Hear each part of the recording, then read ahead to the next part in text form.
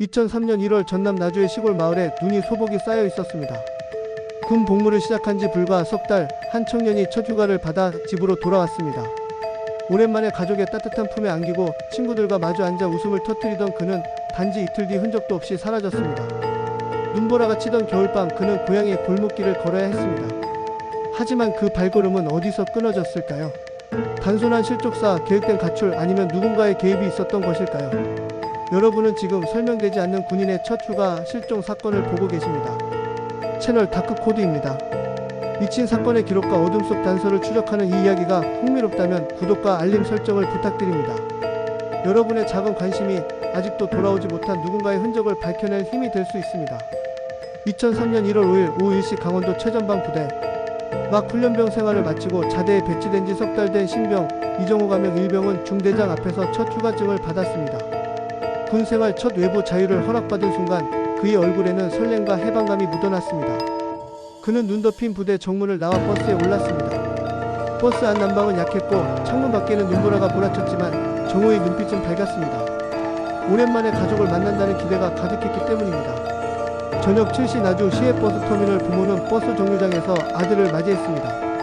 어머니는 정말 살이 많이 빠졌다며 눈시울을 붉혔고 아버지는 그래도 얼굴에 힘이 있다며 아들을 두드렸습니다.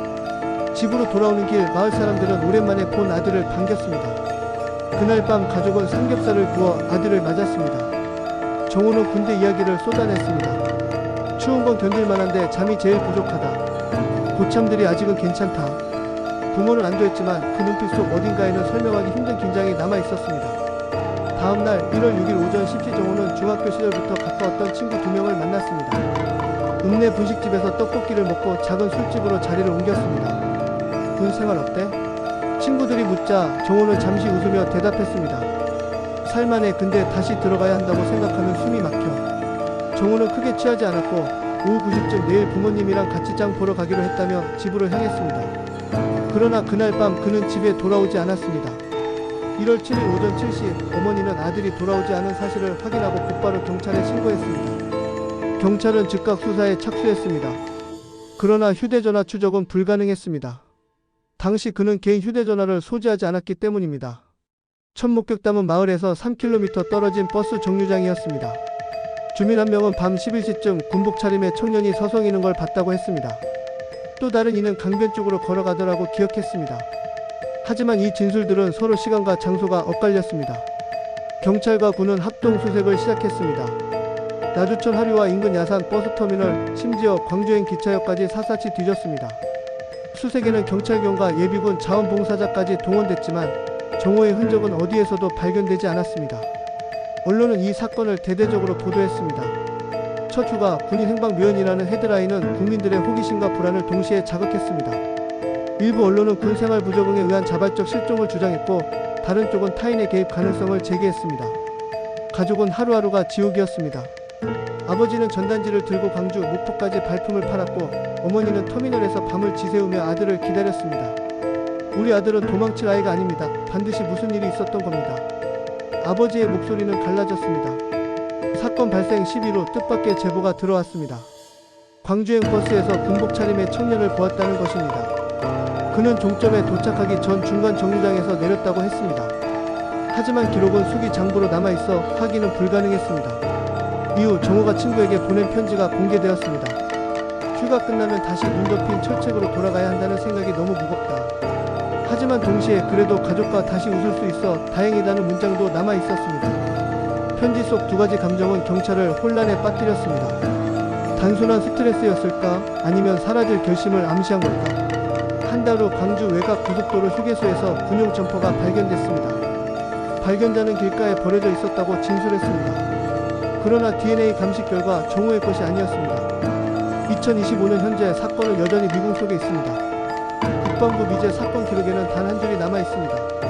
군 휴가 중 실종 범죄 개입 가능성 배제 불가. 정호의 가족은 여전히 그를 기다리고 있습니다. 아버지는 건강이 악화돼 거동조차 힘들어졌지만 내년 1월이면 나주천 둔치에 나갑니다. 혹시라도 이 길을 따라 아들이 걸어올까 바라는 믿음 때문입니다. 어머니는 아들의 방을 그대로 보존하고 있습니다. 책상 위에는 정호가 마지막으로 쓰던 수첩이 먼지 쌓인 채 남아 있습니다. 군은 몇 차례 재조사를 시도했습니다. 하지만 2003년 당시 수사 한계와 낮은 화질의 CCTV, 엇갈린 목격담 때문에 새로운 단서를 찾지 못했습니다. 일부 군 간부는 탈영 가능성도 있었지만 가족과의 관계나 성격을 고려하면 가능성이 낮다는 내부 보고를 남겼습니다.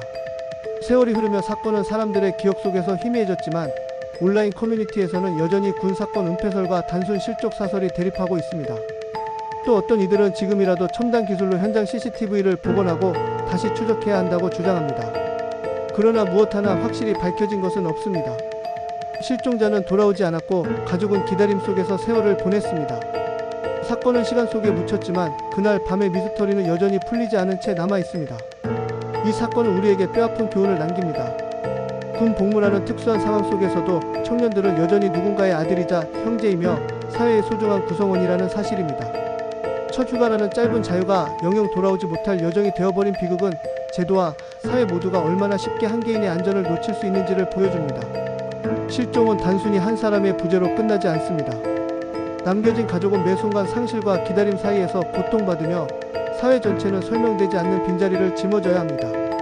오늘도 전남 나주의 한 집에서는 언젠가 아들이 돌아오리라는 희망이 꺼지지 않고 있습니다. 여러분은 지금까지 2003년 1월 신병 첫 휴가 중 발생한 미스터리한 실종 사건을 함께 하셨습니다. 채널 다크코드였습니다. 구독과 알림은 잊힌 진실을 다시 불러오는 작은 힘이 됩니다.